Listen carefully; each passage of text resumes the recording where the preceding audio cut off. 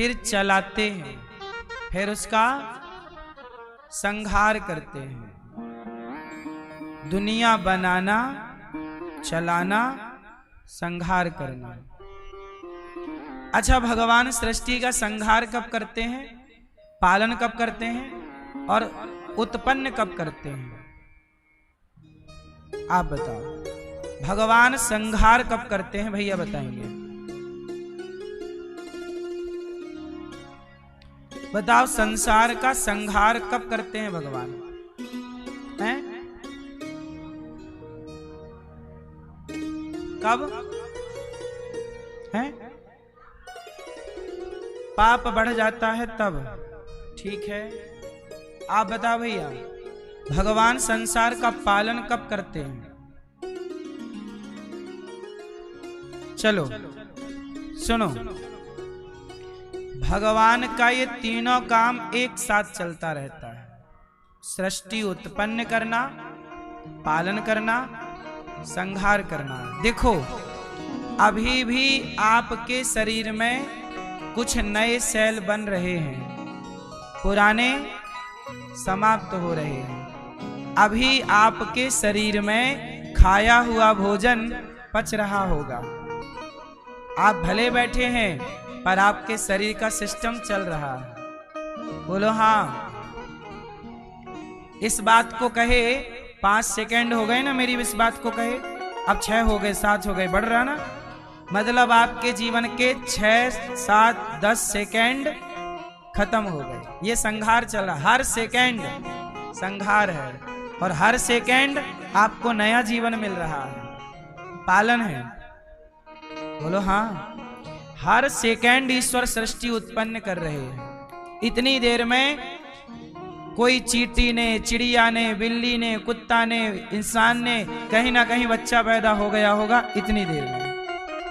बोलो हाँ। और इतनी देर में अभी कोई मर गया होगा, कोई मछली, कोई पशु, कोई पक्षी। इतने बड़े संसार में अभी कोई जन्म ले रहा होगा, इतनी देर में ये हो गया। और इतनी देर में कोई मर रहा होगा और इतनी देर में सबका पालन भी चल रहा है। बोलो हाँ। सही है कि गलत है? हर क्षण सृष्टि उत्पन्न हो रही है, हर क्षण पालन हो रहा है और हर क्षण संहार हो रहा है। ये काम करते हैं भगवान।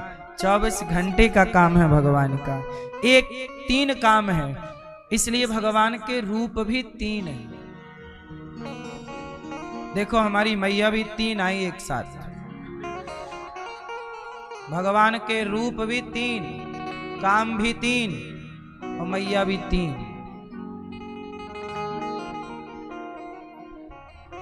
सुनो, भगवान के 3 रूप कौन कौन से हैं? ब्रह्मा, विष्णु, महेश। सतचित आनंद। ब्रह्मा सृष्टि उत्पन्न करते हैं, विष्णु पालन, शिव संहार। तीनों को जोड़ा तो क्या बना? God. GOD। G for generator, O for operator, D for destroyer. कौन है जनरेटर? कौन? ब्रह्मा उत्पन्न कर रहे हैं। ऑपरेटिंग कौन? विष्णु पालन। संहार कौन? डिस्ट्रॉयर कौन? शिव संसार का संहार। इसी को कहते हैं गॉड। क्या बोलते हैं? ओ माई गॉड। गॉड जो है परमात्मा, 3 काम, उत्पन्न, पालन, संहार। मैं इतनी देर में आपके सामने बैठा हुआ, मेरे शरीर में इतनी देर में बदलाव आ गया। आप हर क्षण बदल रहे हैं। बोलो हाँ। पर पालन इतना सूक्ष्म करते हैं भगवान कि आपको पता नहीं चलता। क्यों? लड़कपन से जवानी कब आ गई पता नहीं चला, जवानी से बुढ़ापा कब आ गया पता नहीं चला। ये संहार ही तो है, लड़कपन का संहार हुआ, जवानी प्रकट हो गई, जवानी का संहार हुआ, बुढ़ापा प्रकट हो गया, फिर बुढ़ापे का पालन। ये क्रम, ये भगवान का रोज का काम है। विश्वोत्पत्त्यादि हेतवे तापत्रय। इस संसार का हर जीव, हर व्यक्ति परेशान है। इस संसार में परेशान कौन है? कौन? इस संसार में परेशान कौन है? आप बताओ लाल मैया, कौन परेशान है? नहीं, आप परेशान हो? नहीं मैया, ए भैया चश्मा वाले, ओ लाला कहाँ देख रहे हैं? ये कहाँ देख रहे हो? वहां, यहां देखो सीधा सीधा। सुनो, इस संसार में परेशान कौन है? कौन? कौन पड़ोसी आपका? पूरी दुनिया। इस संसार में परेशान वो हैं जो भगवान को भूल चुके हैं। भगवान को भूल गए, परेशान। भगवान को याद रखेंगे, कोई परेशानी नहीं, कोई परेशानी नहीं। तापत्रय विनाशाय। तापत्रय, तीन प्रकार के दुख हैं। कोई तन का दुखी, कोई मन का दुखी, कोई धन का दुखी। किसी को तन का रोग है, किसी को मानसिक रोग है, मानसिक तनाव, डिप्रेशन। कोई तन का रोगी, कोई मन का रोगी, और कोई धन का रोगी, और कोई कह रहा था मैं हूँ प्रेम रोगी, मेरी दवा तो कराओ। कोई प्रेम का रोग है। लड़का लड़कियों को कौन सा रोग लगा है? प्रेम रोग। और लड़का लड़कियों के माँ बाप को लगा है मानसिक रोग। तो किसी को शारीरिक रोग, किसी को धन का रोग, परेशान सब हैं। इसलिए कहता हूं, सारे रोगों से बचना चाहते हैं तो आप भगवान के संयोग में आ जाइए, भगवान के पास आ जाइए, भगवान की शरण में रहो, कोई रोग नहीं। दैहिक दैविक भौतिक तापा, राम राज्य काहू नहीं व्यापा। संसार का कोई भी दुख परेशान नहीं कर सकता उसे जो भगवान की शरण में है। बताओ, हनुमान जी को कोई कष्ट है? बोलो, क्यों नहीं है? क्योंकि राम जी की शरण में है। अर्जुन को कोई कष्ट है? क्यों? क्योंकि कन्हैया की शरण में है। सबरी को कष्ट है? नहीं, क्योंकि राम की शरण में है। विभीषण को कष्ट है? राम की शरण में है तो लंका के राजा।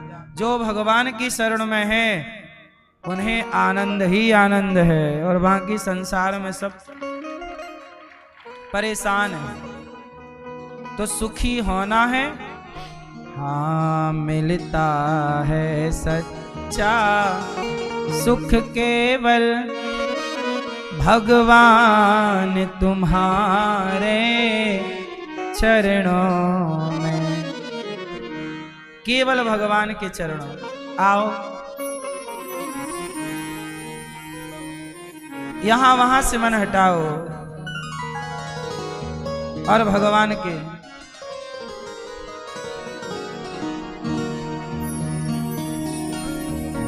जो भगवान की शरण में है ना, वो सुखी मिलता है सच्चा सुख केवल भगवान तुम्हारे चरणों में। यह विनती है पल पल छिन छिन रहे ध्यान तुम्हारे चरणों में। चाहे बैरी सब संसार बने, चाहे बैरी सब संसार बने, चाहे जीवन मुझ पर भार बने, चाहे जीवन मुझ पर भार बने, चाहे मौत गले का हार बने, रहे ध्यान तुम्हारे चरणों में। मिलता है सच्चा सुख केवल भगवान तुम्हारे चरणों में। चाहे अग्नि में मुझे जलना पड़े, चाहे कांटों में मुझे चलना पड़े, चाहे छोड़ के देश निकलना पड़े, रहे ध्यान तुम्हारे चरणों में। मिलता है सच्चा सुख केवल भगवान तुम्हारे चरणों में। चाहे संकट ने मुझे घेरा हो, चाहे चारों ओर अंधेरा हो, पर मन नहीं डगमग मेरा हो, रहे ध्यान तुम्हारे चरणों में। अब मिलता है सच्चा सुख केवल। भगवान का चिंतन हर परिस्थिति में बनाए रखो। जिह्वा पर तेरा नाम रहे, जिह्वा तेरा नाम रहे, तेरा ध्यान सुबह और शाम रहे, तेरा ध्यान सुबह और शाम रहे, तेरी याद में आठों याम रहे, तेरी याद में आठों याम रहे, रहे ध्यान तुम्हारे चरणों में। हर समय ध्यान भगवान का हो, और जो हो रहा है भगवान की कृपा है, ऐसी भावना बनाना ये सुख है। वरना संसार में सब दुखी हैं, कोई तन का दुख, कोई मन का। आपको कौन सा दुख है? क्यों मैया, आपको काहे का दुख है? मैया आपको दुख है? नहीं, अच्छा है, नहीं रहे। आपको दुख है? आपको दुख है? क्यों भैया आपको दुख है? भैया आपको दुख है? पीछे वाले वाह, अभी कह रहे हो दुख नहीं है, और बाद में कह रहे थे पहले, और बाद में क्या कहते हो? बड़ा दुख है, बड़ा कष्ट। अच्छा है, देखो कथा सुनने आए तो आपका सारा दुख दूर हो गया, कितनी अच्छी बात है। कथा हमें दुख से दूर ही तो करती है। कोई कितना भी दुखी हो, कथा में आ जाए, उसे लगने लगेगा मैं सुखी हूं। पॉजिटिविटी यहाँ है, सकारात्मकता है। यही ईश्वर की, जब हम भगवान की ओर बढ़ते हैं ना, तो सुख आता है। वो भगवान से दूर हो जाते हैं। इसलिए घर में जब आप रहते हो ना तो आप दुखी रहते हो, कोई ना कोई दुख घेरे रहता है। कम लोग हैं जो घर में सुखी रहते हैं, ये कहीं ये चिड़चिड़, कहीं ये कष्ट। लेकिन यहां आए ना, यहां कोई कष्ट नहीं है आपको। यहां सारा कष्ट आपका एक उंगली से भगवान उठा के खड़े हो जाते हैं। आपके दुखों का पहाड़ उठाते हैं हमारे कन्हैया। नाम है गिरिवरधारी। क्या नाम है? वो क्या उठाते हैं? बोलो, क्या उठाते हैं कन्हैया? पहाड़। कौन सा पहाड़? भक्तों के दुख का पहाड़। भगवान कहते हैं तुम मेरी शरण में आओ तो सही, तुम्हारे दुखों का पहाड़ मैं उठा लूंगा, बस तुम आ जाओ। मां में कम शरणम ब्रज, आओ आओ। कौन बुला रहा है आपको? जगन्नाथ जी देखो हाथ पसारे हैं, आओ मेरी शरण में। भगवान जी कह रहे हैं आओ। आप हैं कि बड़ी देर लगा दी है आने में, है? इतना ही देर लगा दी आपने। कन्हैया कहते हैं सुदामा तुमने बड़ी देर कर दी आने में। कोई इतनी देर लगाता है? मैं तो कब से तेरे लिए खड़ा था, तुम ही लेट आए। सारी जिंदगी कष्ट उठाते रहे, पहले आ जाते तो ये सुख पहले पा जाते। सुदामा लेट आए ना। अच्छा, भगवान ने देर से दिया कि सुदामा ने देर लगाई? कौन देर से पहुंचा? सुदामा देर से पहुंचे। भगवान की कृपा तो सुदामा के घर पहुंचने के पहले ही विश्वकर्मा ने सब चकाचक कर दिया। बोलो हाँ, आपने देर लगाई है। इसलिए देर ना करो, देर ना हो जाए कहीं, देर ना हो जाए। जल्दी से भगवान की शरण में आओ, देर ना हो जाए कहीं। शरण में आने में इतनी देर ना लगाया करो। हे प्रभु हम आपके हैं, लो शरण में आ गए बस। जैसे हमारे भैया जी शरण में आ गए, कथा सुनने के लिए देखो गुजरात से आ गए। योगेंद्र जी, मैया सुमन जी, यही तो शरणागति है। प्रभु देखो हम आ गए, अब आपकी शरण में बैठ गए, चरणों में बैठ गए। अब आगे आप जानो, आपका शरणागति जरूरी है साहब। सुदामा गए नहीं तो कुछ हुआ नहीं, गए। अच्छा, विभीषण गए, विभीषण गए लात खा के गए। मैया इतनी पंचायत कर रही हो मेरी माँ। विभीषण क्या खा के गए हैं? लात। आप लोग भी हमारी बात से आ जाना शरण में, और बात से नहीं आए तो लात मिलेगी। फिर लात खा के आओगे क्या? जब अपनों की लातें पड़ती हैं तब लोग भगवान की ओर भागे, अरे भगवान ही हमारे हैं, अब कोई नहीं है। विभीषण को लात मार दी, और जब लात पड़ी तो कहां गए? राम की। और जब शरण में गए तो सारा दुख दूर हो गया कि नहीं विभीषण जी का? बोलो हाँ। लात खाने वाले विभीषण को भगवान राम ने लंका का राजा बना दिया। विभीषण के जाने में देर थी, प्रभु के राजा बनाने में देर नहीं थी। रावण विभीषण जब आए ना, उसी दिन राम ने विभीषण को लंका का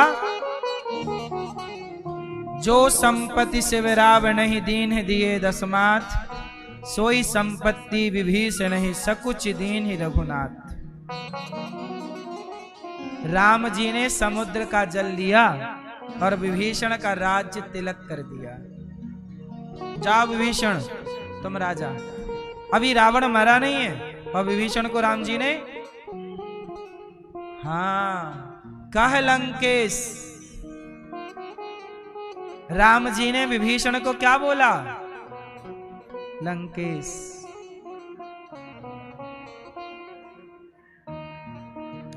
भगवान लंकापति कहते हैं विभीषण को, विभीषण जी आप लंका के राजा हैं, लंकापति हैं।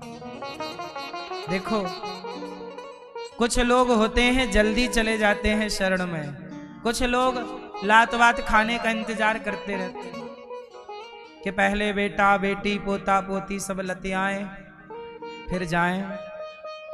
इसलिए समय रहते ही भगवान की शरण में चले जाना। नाता एक राम जी से, दूजा नाता तोड़ दे। ऐसे भगवान जो शरण में आए हुए का सारा दुख दूर कर दें, ऐसे भगवान को हम राधा सहित श्री कृष्ण को बारंबार नमस्कार करते हैं, नमन करते हैं। बोलिए कृष्ण कन्हैया लाल की। यम प्रव्रजन्त मनुपेत मपेत कृत्यम द्वैपायनो विरह कातर आजुहाव। पुत्रेति तन्मयतया तरवोभिनेदुस् तं सर्वभूत हृदयं मुनिमानतोस्मि।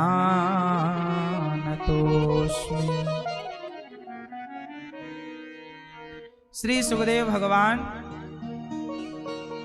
सुखदेव जी प्रकट हुए और जन्म लेते ही चल पड़े।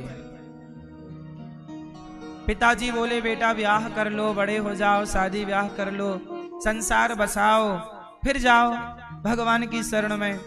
सुखदेव जी बोले ना, भगवान की शरण में जल्दी जाना चाहिए। संसार में एक बार आदमी फंस गया तो फंसता चला जाता है। क्यों मैया, आप लोग फंसे हैं कि नहीं? किस में फंस गए? कहां फंसे हो मैया? आप उलझे हैं कि सुलझे हैं?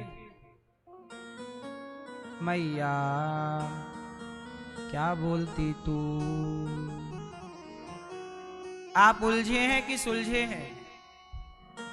जोर से क्या है मैया? लाल मैया आप उलझी हो कि सुलझी हो? उलझे हैं, हैं? उलझे हैं, सुलझे हैं। हाँ, झूठ बोलना पाप है, नदी किनारे सांप है। आप उलझे हैं कि सुलझे हैं? हैं? उलझे हैं। संसार में रहने वाला उलझा ही है, लेकिन उलझा हुआ सुलझ भी सकता है। कहां? भगवान की शरण में आ जाएगा तो जैसे बच्चों के बाल उलझ जाते हैं तो माँ के पास आ जाए तो माँ पूरे बाल बेटी और बेटों के सुलझा देती है, बढ़िया कंघी करके चोटी कर देती है बेटी की। बेटी के बाल उलझ गए, उसे तो सुलझाना आता नहीं है, छोटी बच्ची है, कौन सुलझाता है? बाल उलझ गए, कौन सुलझाएगा? माँ। जिंदगी उलझ गई, कौन सुलझाएगा? भगवान। बस भगवान की शरण में जाने की देर है। बच्चा आएगा ही नहीं माँ के पास तो माँ कैसे सुलझाएगी? भाई सुलझाने के लिए आओ तो, ऐसे ही भगवान की शरण में जाओ तो उलझे तो हो, सुलझ जाओगे। इसलिए आप चाहो कि मैं सुलझ जाऊं, मैं नहीं सुलझ सकता, भगवान सुलझा सकते हैं। अच्छा एक बात बताओ, आपकी जिंदगी में माना कि उतार चढ़ाव चल रहा है, परेशानी चल रही है, कष्ट चल रहा है, कोई तकलीफ है, एक बात बताओ क्या करें कि सब ठीक हो जाए? कष्ट है, बड़ा परेशान, तनाव है, क्या करें कि सब ठीक हो जाए? पानी गंदा है, गंदे पानी को साफ करना है, क्या करें बताओ? उत्तर दो। गंदे पानी को साफ करना है, बताओ कैसे करेंगे? फिल्टर नहीं कर सकते आप,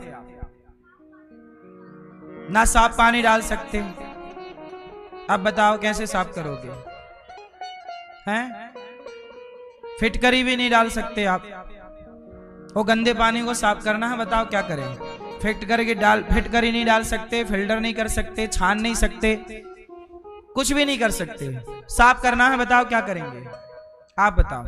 गंदे पानी को साफ करना है, कुछ नहीं कर सकते आप, फिल्टर नहीं कर सकते, कुछ भी फिटकरी इत्यादि नहीं डाल सकते, क्या कर सकते? कैसे साफ होगा आप बताओ? होगा कि नहीं? भैया बताएंगे सोफे वाले, कैसे होगा? हैं? बॉयल भी नहीं कर सकते। अब करो साफ, साफ पानी नहीं डाल सकते आप, डुबा भी नहीं सकते आप। अब करो साफ, कैसे होगा? कितना आसान है? हाँ, ये है सैनिक। गंदे पानी को छोड़ दो, शांत छोड़ दो। बोलो हाँ। बाल्टी में भर के छोड़ दो, 1 घंटा 2 घंटा 4 घंटे बाद देखोगे गंदा पानी नीचे बैठ चुका होगा, साफ साफ पानी ऊपर रह जाएगा। जीवन में जब आप परेशान हो जाएं, चारों ओर परेशानियां हो, तो बस शांत ध्यान से, शांत चित्त से शांत होके बैठ जाइए, भगवान का ध्यान करिए, सब अपने आप ठीक हो जाएगा। जैसे गंदा पानी अपने आप साफ हो जाएगा। नहीं हो जाता? गंदा पानी अपने आप साफ हो जाता है कि नहीं? नदी का पानी गंदा है माना कि, आप उसे भर के बाल्टी में रख दो, 1-2 घंटे बाद देखना साफ हो जाएगा। हाँ या ना? शांत रख देने से पानी भी साफ हो जाता है। इसलिए थोड़ा शांत चित्त से ध्यान लगाया करो, तब जाके तुम्हारा मन साफ होगा। आप लोग ना ध्यान नहीं करते, थोड़ा शांत नहीं रहते, इसलिए आप लोग गंदे के गंदे रह जाते, मन गंदा का गंदा रह जाता है, गंदे गंदे विचार, गंदे गंदे थॉट आते हैं। क्यों? क्योंकि आपने शांत नहीं छोड़ा ना अपने आप को। शांत, इसलिए शांत बेटा, शांत, कुछ नहीं, कुछ मत सोचो, कुछ मत करो, ना कुछ करो ना कुछ सोचो, कुछ समय के लिए शांत हो जाओ। अपने आप सारी लड़ाई झगड़ा, सारे रिश्ते सब साफ हो जाएंगे, क्लीन हो जाए, सब ठीक हो जाएगा। घाव हो गया है, घाव में दवाई लगाई जाती है, बताओ घाव दवाई लगाने से सही होता है कि नहीं? जोर से, जोर से। हाँ, अच्छा दवाई कोई ना लगाए तो साफ सही होगा कि नहीं? बोलो बोलो बोलो। होगा। घाव हो गया है, वो अपने समय के साथ सही हो जाएगा, चाहे आप दवाई लगाओ या दवाई मत लगाओ। दवाई लगाने में शायद जल्दी ठीक हो सकता है, ना लगाने में 10 दिन की देर हो सकती है, इतना ही अंतर आएगा, और बहुत ज्यादा पहाड़ टूटने वाला नहीं है। बोलो हाँ, सही है कि गलत है? ऐसे ही है, घाव हो गया है, छोड़ दो, प्रकृति के हवाले कर दो, अपने आप ठीक होगा। जीवन में परेशानी है, जैसे परेशानी अपने से आ गई अचानक, तुम भगवान के सहारे रहो, वो अपने से आई है तो अपने से चली भी जाएगी। आपको केवल शांत रहना, रिप्लाई नहीं करना। क्या नहीं करना? आप लोगों को कोई कुछ बोलता है, आप भी लड़ने लग जाते हो, जवाब देने लग जाते हो। जवाब देना गलत है, शांत हो जाना। हम कुछ नहीं कहेंगे, जब आप कुछ नहीं कहते तो भगवान आपके पक्ष में सब कह देते हैं, और जब आप कह देते हो तो भगवान शांत हो जाते हैं। तुम कह लो, जब तुझसे ना सुलझे तेरे उलझे हुए धंधे, तब भगवान के इंसाफ पे छोड़ दे ए बंदे, वही तेरी मुश्किल आसान करेगा, जो तू ना कर सका वो भगवान करेगा। ऐसे ही वीडियो देखने के लिए हमारे चैनल को लाइक एंड सब्सक्राइब करें।